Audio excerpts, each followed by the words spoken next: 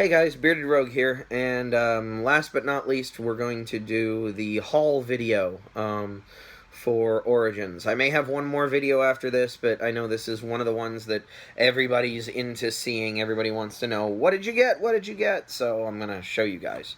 So this was a much lighter haul than previous Origins. In previous Origins, I spent a lot of my gaming budget for the year to pick up the hot titles or the titles that I missed. And both due to the tininess of carry-on luggage and checked bags, and the more of my focus being on prototypes, I didn't do that this year. I only brought a few things home. And so, let me go ahead and show you what I got. Some of it's filling holes in my collection. Some of it is more specifically the new hotness. So we're going to go ahead and start first with one of the games that was the talk of the convention.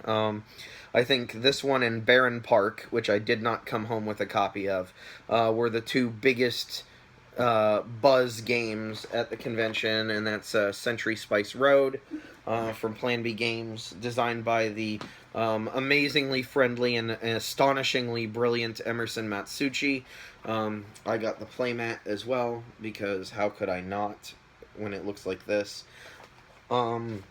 This is a game that's had a very interesting history, in that it was originally Caravans. It was originally going to be released in two different versions. A whole bunch of company acquisitions happened that changed all of that stuff, and eventually now it's been released under Plan B Games. It's the first in a proposed series of games. So I'm interested to see where it goes after the Spice Road. One thing I can say definitely about this game is that it was advertised as Splendor for gamers, or Advanced Splendor. I think it definitely lives up to that kind of moniker.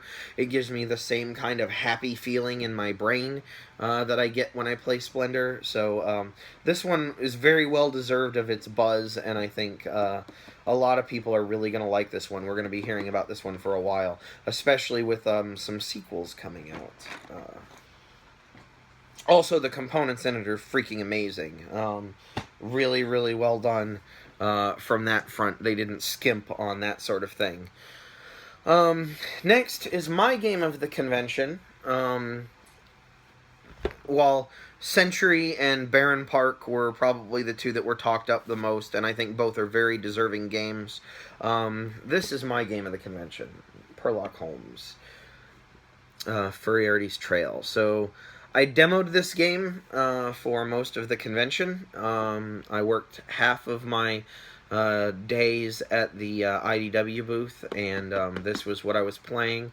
I love this game. I've loved this game since Gen Con of last year, when I played a prototype copy. Instantly after the game was over, I attempted to buy it off of the designer, Steven Sauer, and he would not sell me his prototype.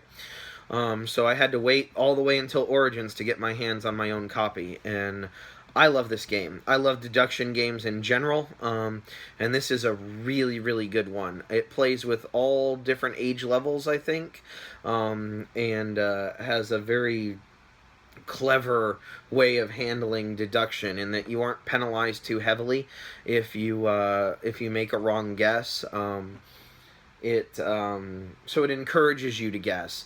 It also puts the time pressure on, because if you don't guess accurately or often enough, then Furiarty is going to get away, and that's its own unique set of challenges. The artwork is amazing. This is Jackie Davis, who always produces amazing work. The different suspect cards here, all in their anthropomorphized animals in Victorian garb. Just gorgeous, gorgeous game. Super fun game. I will not stop talking about it, so expect to hear more about Sherlock Holmes going forward. As I said, I'm a big fan of the deduction genre, and it's one of the best ones that I've played. So I highly recommend it. So if you like deduction games, whether you like the cute furry animal art or not, I highly suggest it. If you like the cute furry animal art, I even more suggest it. because it's a beautiful game on the table, and I think this game is really ushering in a new era of fantastic games from IDW. This and Saikatsu, which I got to see, but obviously don't have a copy of since it isn't coming out till Gen Con, are really heralding kind of a new age of games for IDW. So, Sherlock Holmes, really good. Double thumbs up. The next game I'm going to talk about is another one. None of the rest of my games are new. All the rest of my games are filling holes in my collection. One, I don't have the box for. I've actually already gotten rid of the box, and that's the expansion for Rococo. Rococo is probably on my top 10 games of all time list. I love that game. The expansion, I'd been told by multiple people, was a really great addition to the game, that it fixed, I say fixed, but that it kind of shored up some of the weaknesses of the original base game that aren't really visible to me personally, but that it was one of those expansions that you definitely should get because it really adds to the game. And so I picked it up. I'm really looking forward to playing it. I read the rules on the plane ride home, and I'm hoping to get that one to the table sooner rather than later. So the expansion to Rococo was one that I had to have, especially now that it's available in English and I didn't have to use German paste-ups for anything.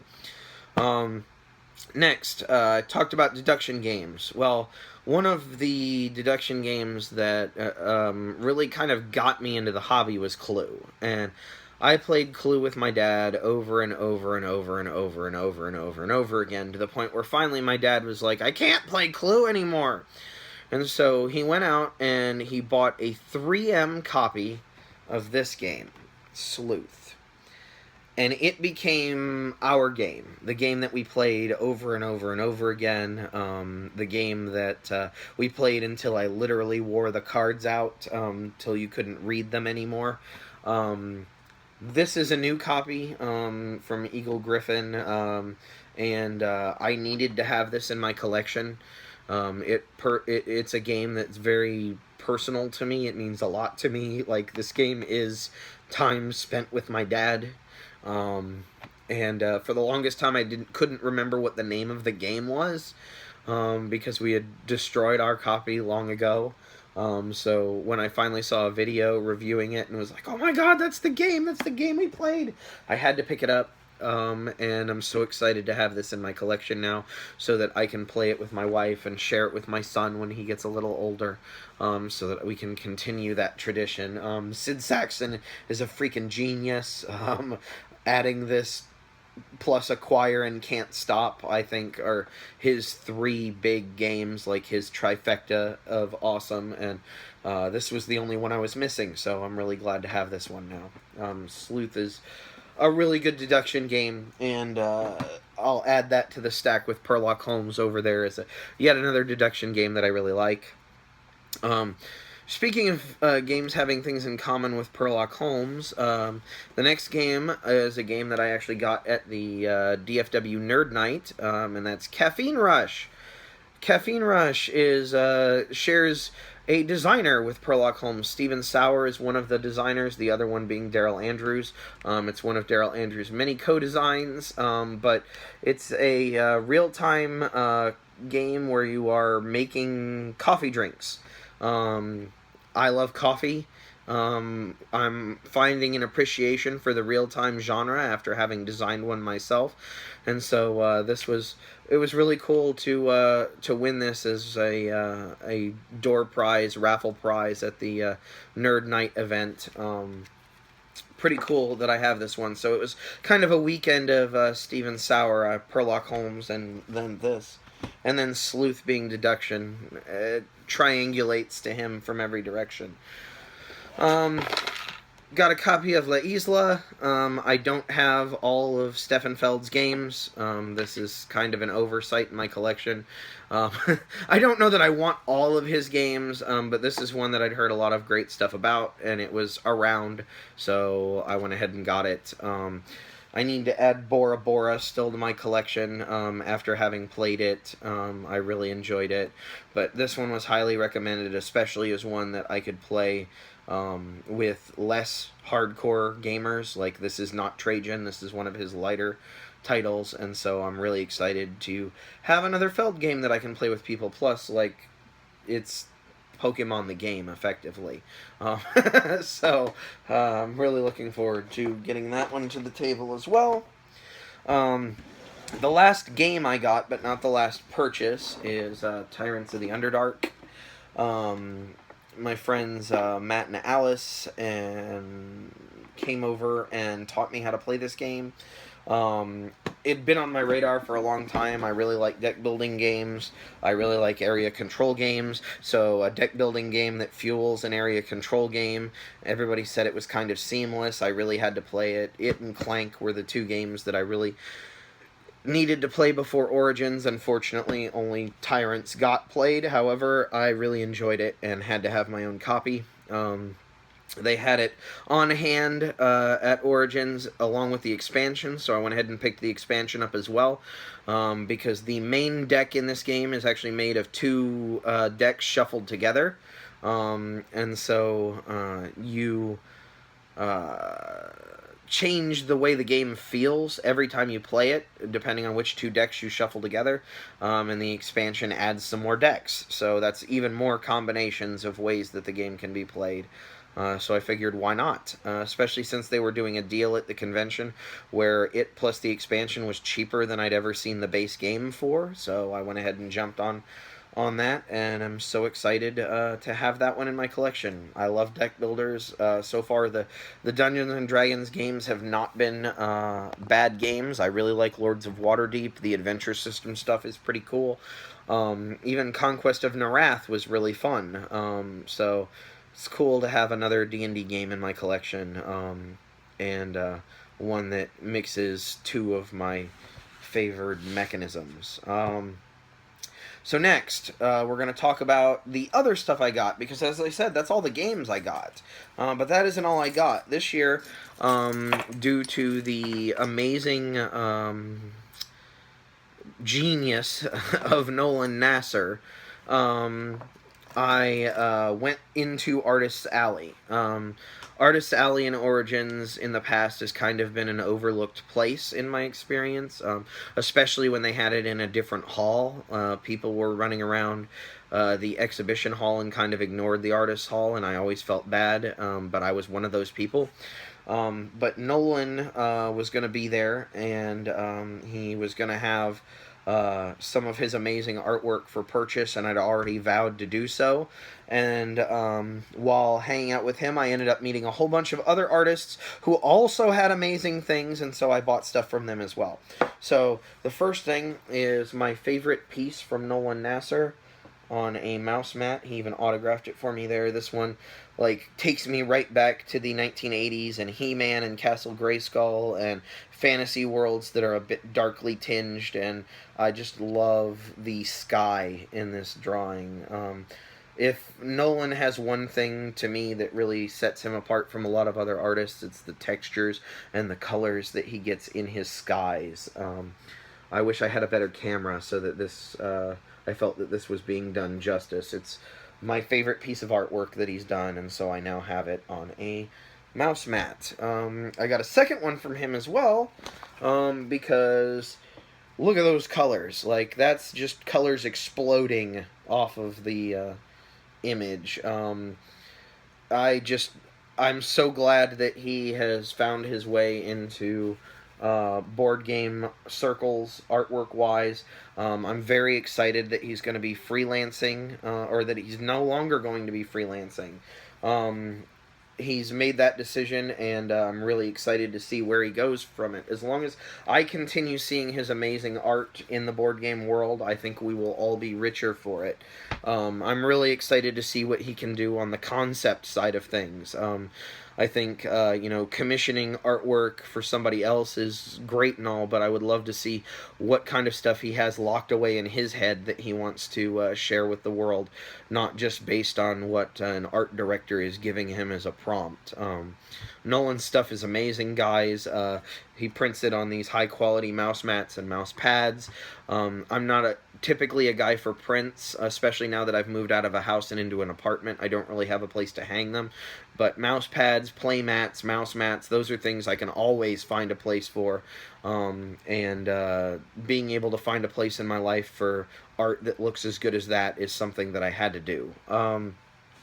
Nolan introduced me to one of his friends, Alan Panikal. I'm sure I'm probably mispronouncing your last name, Alan. So next time we see each other, you'll have to educate me and smack me, and I'll give you a beer.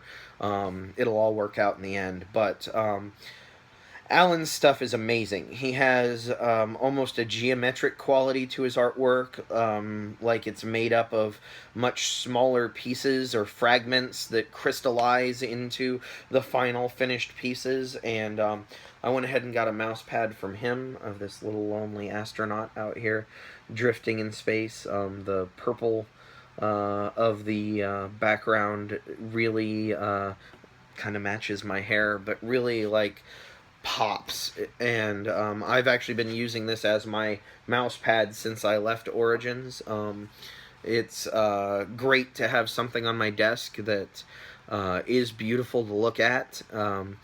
I spend a lot of time at my desk between my day job and game design, so it's great to actually have something to look at that really isn't work that gives my mind a chance to wander.